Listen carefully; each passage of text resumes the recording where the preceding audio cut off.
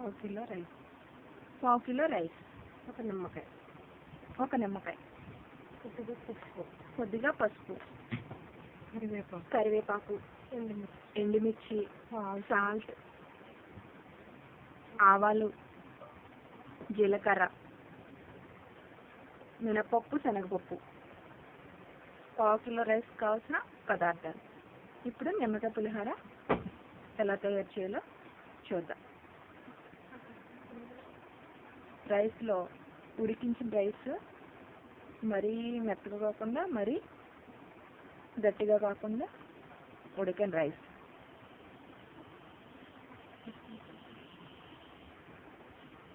ఒక నిమ్మకాయ రైస్లో కలపాలి.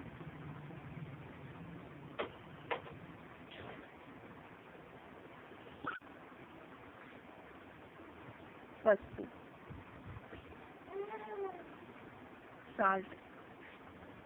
సాల్ట్ మరి ఎక్కువ వేసుకోకూడదు.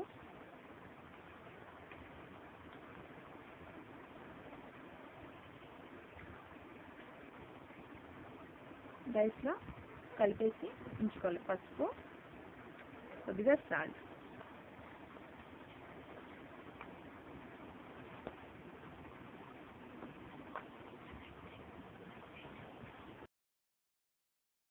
శనగపప్పు, మినపప్పు, ఆవాలు. ఇప్పుడు ఆవాలు వేసుకోవాలి.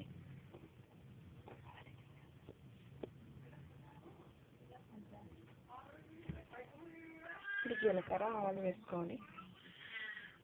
ఫస్ట్ మనం శనగపప్పు, మినపప్పు వేయించేసి తీసేస్తాం కదా. నెక్స్ట్ ఆవాలు, జీలకర్ర,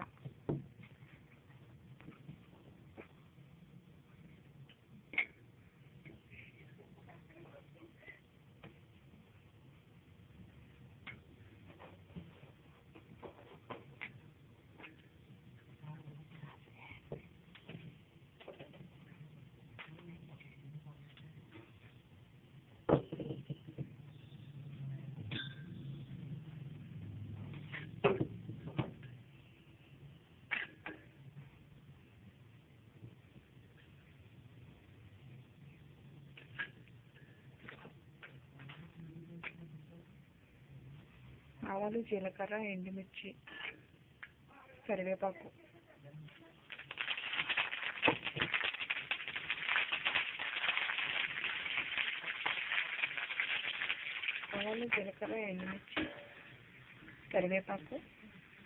శనగపప్పు, మినపప్పు అన్నీ కలిపి వేసుకుంటాం. ఇవన్నీ బాగా ఫ్రై అయిన తర్వాత ఇందులో రైస్ వేసుకోవాలి.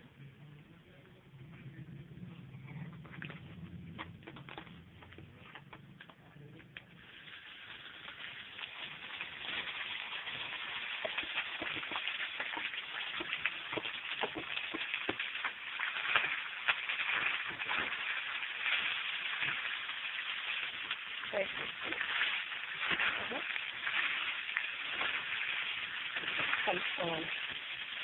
రైస్ కొంచెం వేడెక్కే వరకు, ఇది మిక్స్ అయ్యే వరకు కలపాలి. ఇది మనకి చేసుకుని పులిహోర రెడీ అవుతుంది. నిమ్మకాయ పులిహోర. నెక్స్ట్ మీకు నిమ్మకాయ ఎలా వేయాలో చెప్తాను. నిమ్మకాయ పులిహోరలో ఫస్ట్ రైస్ తీసుకుని, కొంచెం ఉడికిన రైస్ తీసుకుని అందులో పసుపు, ఉప్పు కలుపుకొని ఉంచుకోవాలి 10 నిమిషాలు. నెక్స్ట్ వచ్చి నిమ్మరసం కూడా కలుపుకోవాలి. కలుపుకొని ఉంచుకున్న తర్వాత మనం ఆవాలు, ఎండుమిర్చి, జీలకర్ర, పసుపు, ఉప్పు, మినపప్పు, శనగపప్పు ఇవన్నీ కొద్దిగా ఫ్రై అయిన తర్వాత కరివేపాకు వేసుకుని అప్పుడు అందులో మనం రైస్ వేసుకోవాలి. ఇవన్నీ ఫ్రై అయిన తర్వాత నిమ్మరసం పిండుకోవాలి. మనం ఈ వేడి వేడి పులిహోరని కొద్దిగా పెరుగులో వేసుకుని తినాలి. చాలా టేస్టీగా ఉంటుంది ఇది. చూస్తారు కదా, ఈ పులిహోరలో పెరుగు వేసుకొని 2 స్పూన్లు పెరుగు